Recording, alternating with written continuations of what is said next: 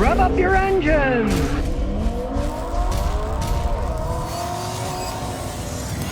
Auto sales for a month of June in the United States are down 2.9% from last year. And what are they blaming on? The higher price of the new vehicles. Well, there's a shocker for the auto companies. They keep charging more. Finally, people are deciding, we're not going to buy as many. Doesn't take a rocket science to figure that one out. When I was going to university, I had a friend. He was from Glasgow, Scotland. Nick, he was a real character.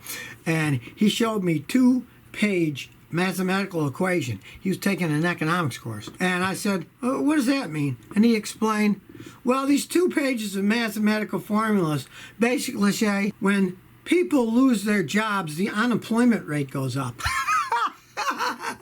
Some things are so blatantly obvious. I'm surprised that the sales have been up lately. I mean, they are starting to drop because they're not giving anybody any deals. Look at the price of new cars. They go up and up. I mean, GM is even talking now that they're going to have a luxury pickup truck that's going to list at over $100,000. I think these people are just living in fantasy land. They've watched too many science fiction programs or something. I don't know.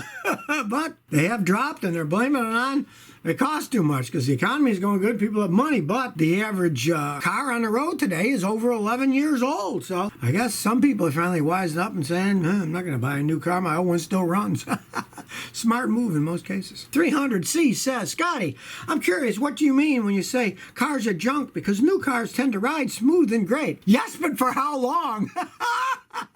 I'll give you a perfect example. I got a customer with Cadillacs that got this fancy ride system where the shock absorbers are controlled by computers, and they have fluid inside them that's magnetic. So when you put a electronic field to it, they can get thicker or thinner, so they can ride really smooth when there's no bumps at all.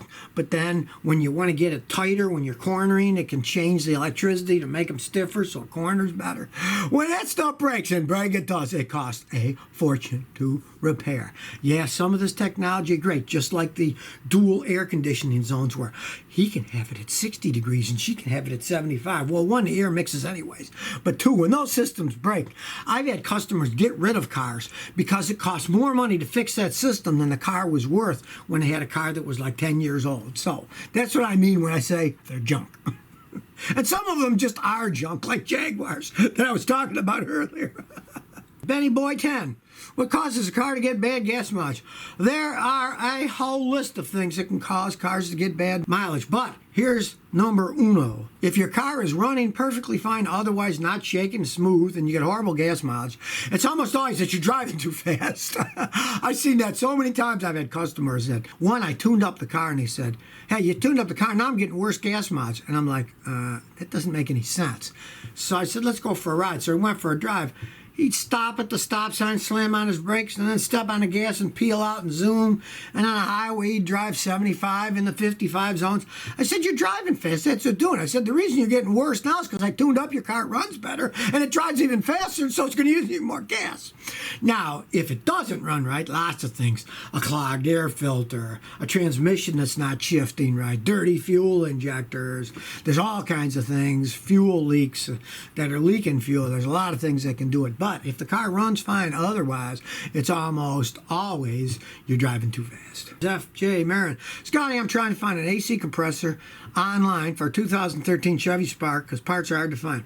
Okay, you want to get a new one. The Chinese ones are generally perfectly fine. I bought lots of them in the past. But personally, I do not advise buying them online. I buy those things, and I buy the Chinese-made ones, and I buy them locally. The last one I bought at an AutoZone. Worked perfectly fine.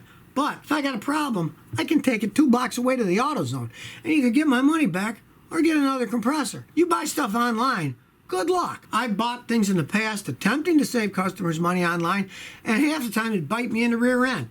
It wouldn't fit, or it broke after a month or two.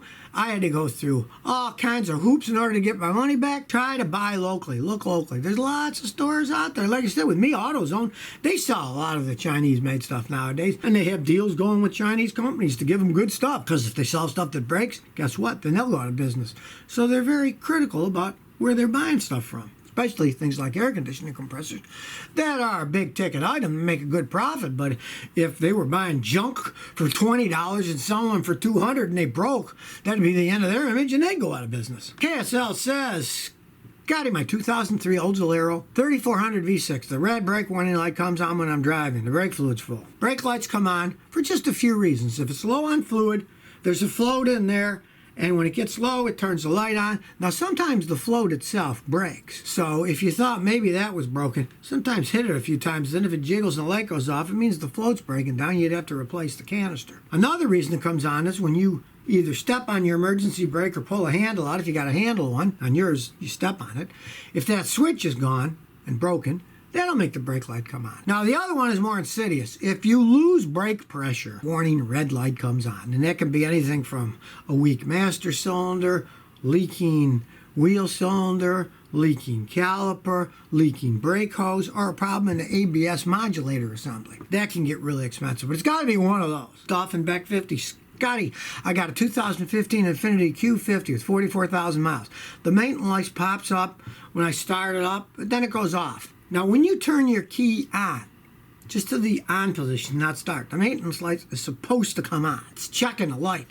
Once you start the car, the light should go off. If you start it and it goes off, as soon as you start it up and it runs and you're driving, it goes away, that's normal. But if it stays on for seconds or minutes and then goes off, then the trouble codes are checked by the computer. And if they have the same trouble code 2 times in a row in most cars, it'll turn the check engine light on. But then, when it goes another series of tests and it sees that problem doesn't exist, it turns the light back off. So the light keeps coming on and going off. You do have some kind of a problem. Then you just get a guy to scan it. Any scan tool can do it. You can buy a $30 scan tool. It'll scan it and give you the codes. So if you never want to miss another one of my new car repair videos, remember to ring that bell.